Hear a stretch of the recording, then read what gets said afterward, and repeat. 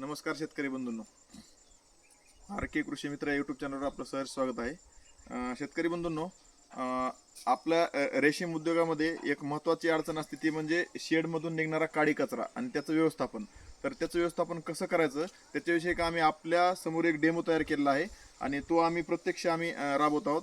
हे पहा, आपण अशा प्रकारचे हे 4 बेड आणलेले आहेत. ग्लोबल विकास ट्रस्ट जे आहे आपलं परळीचं, त्याच्या माध्यमातून आपल्याला ही बेड दिले जातात. ह्याची किंमत आहे 2500 रुपये आणि सरकारतर्फे जर घ्यायचं झालं महाराष्ट्र शासनातर्फे तर हे आपल्याला 2500 रुपयाला भेटतं. त्याच्यावर 1200 रुपये सबसिडी असते. तर आपल्याला ग्लोबल विकास ट्रस्टनं काय केलं आहे, आपलं ते सगळं मायनस करून ना नफा ना तोटा या तत्वावर हे बेड आपल्याला जवळपास 800 रुपयामध्ये दिले आहेत. तर हे शेतकऱ्यासाठी खूप चांगली गोष्ट आहे. जेणेकरून आपल्या शेडमधला आपल्या तुती बागेमधला जो काडी कचरा आहे त्याचं योग्य व्यवस्थापन व्हावं, त्याचं योग्य प्रकारे चांगल्या प्रकारे सेंद्रिय खत तयार व्हावं, ह्याच्यासाठी ही स्कीम आपल्या ग्लोबल ट्रस्टच्या माध्यमातून राबवण्यात येते. तर शेतकरी बंधून आपण या ठिकाणी काय केलं आहे, आपली ही कडबाकुटी यंत्र आहे आणि कडबाकुटी यंत्राच्या माध्यमातून ही आपण हे जी काडी कचरा आहे तो हा भुगा करतो अशा प्रकारे. आणि हा असा इतक्या लहान भुगा केल्यानंतर अशा पद्धतीने भुगा केल्यानंतर आपण हा सगळा गोळा करून या ठिकाणी आपल्या बेडमध्ये असं भरतो आणि बेडमध्ये असे लेअर तयार करायचे. लेअर तयार केल्यानंतर या ठिकाणी काय करायचं, हे जे आपल्या शेडमधून जो काही असणारा ही लेंड्या निघलेल्या आहेत आळ्याच्या, त्या लेंड्या सुद्धा आपण या ठिकाणी भरून ठेवलेल्या आहेत आणि भरून ठेवून ह्या बॅगीमधून ह्या लेंड्याचा आपण लेअर एक ह्याच्यामध्ये टाकतो आणि अशा पद्धतीने आपण हे गांडूळ खत तयार करत असतो. तर शेतकरी बंधूंनो, मेन प्रॉब्लेम असतो तो म्हणजे काडी कचरा व्यवस्थापन आणि आपल्या जमिनीचा पोत मेंटेन ठेवणे. तर हल्ली शेतकरी काय करतायत, तर जनावरं शेतकऱ्यांच्या शेतामधली जनावरं वरचीवर असणारी कमी होत चाललीत. त्याच्यामुळं शेणखत म्हणा किंवा सेंद्रिय खत म्हणा ह्याचं अत्यल्प प्रमाण आपल्या शेतीमध्ये शेतकरी वापरत आहेत. त्याच्यामुळे जमिनीचा पोत खराब होतो आणि त्याचा परिणाम म्हणून आपल्या पाल्याची क्वालिटी ही कमी होते आणि पाल्याच्या क्वालिटीवरच आपला 70 ते 80% कोसाची क्वालिटी आणि उत्पन्नाचा मोठा घटक म्हणजे पाला असतो. तर पाला जर आपल्याला चांगल्या प्रकारे जर मेंटेन ठेवायचा असेल तर आपल्या सेंद्रिय खत आणि शेणखत ह्याचा योग्य समतोल आपल्याला राखावा लागेल.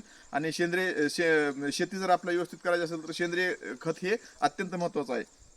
सेंद्रिय खताचं महत्त्व म्हणजे असे शेतकरी म्हणतो ना की त्यामध्ये काय होतं, नुसतं आपलं पोत सुधारतो एवढंच नाही, तर त्याच्यामध्ये अन्नद्रव्य जे आहेत जमिनीमधले NPK म्हणतो आपण, नत्र, स्फुरद आणि पालाश, ह्यांचं जे प्रमाण आहे ते आपण आपल्या जमिनीमधून घेण्याचं काम हे शेणखत किंवा हे सेंद्रिय खत करत असतं. त्याच्यामुळं ह्याचं अनन्यसाधारण महत्त्व आपल्या शेतीमध्ये आहे. त्याच्यामुळं आपल्याला शेतीमध्ये जर आपल्याला प्रगती करायची असेल तर अशा पद्धतीने आपल्याला हे थोडंसं एक्स्ट्रा कष्ट घेऊन आपल्या शेतीमध्ये सुधारणा करावी लागतील. तर आपण काय करतो, ज्या वेळेला आपण शेतीमध्ये आपण जो काडी कचरा आहे तो काय करतो, एकतर आपण जाळून टाकतो किंवा एकतर आपण बांधाच्या कडेवर टाकलेला दिसतो. बहुतांश शेतकरी अशाच पद्धतीने ह्या आपल्या रेशीम उद्योगामध्ये अशाच पद्धतीने हे काडी कचरा व्यवस्थापन करतात. तर तसं न करता आपण एक जर अशी कडबाकुटी यंत्र घेतला तर हे कडबाकुटी यंत्र आपण हे सुद्धा आपण आपल्या महाराष्ट्र शासनाच्या योजनेमार्फतच घेतलेलं आहे. ह्याच्यामधून आपल्याला जवळपास 18,000 रुपये ते 20,000 रुपये आपलं अनुदान भेटतं. म्हणजे खर्च खूप अत्यल्प आहे. फक्त कष्टच आहे फक्त याच्यामध्ये काय की ही काडी कचरा भुगा करणे आणि या ठिकाणी टाकणे. तर हे जर आपण केलं तर आपल्याला जवळपास आपल्या 1 एकरची जर रेशीम शेती असेल आपली, तर 1 एकरमध्ये आपल्या 6 ते 7 बॅच एका वर्षाच निघत असतात.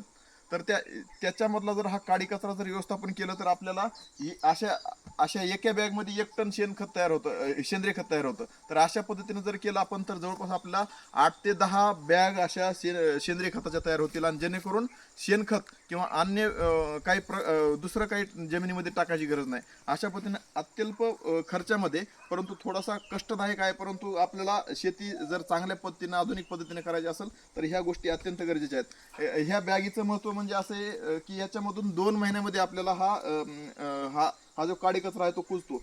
2 महिन्यामध्ये काडी कचरा कुजल्यानंतर आपल्याला ग्लोबल विकास ट्रस्ट मार्फत प्रति बॅग 3 किलो आपल्याला ते कल्चर भेटतं, गांडूळ खत.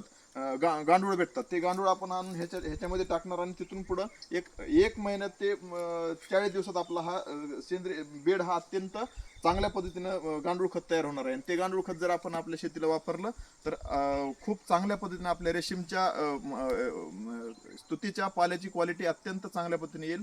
अशा पद्धतीचं हे आपण तयार केलेलं आहे.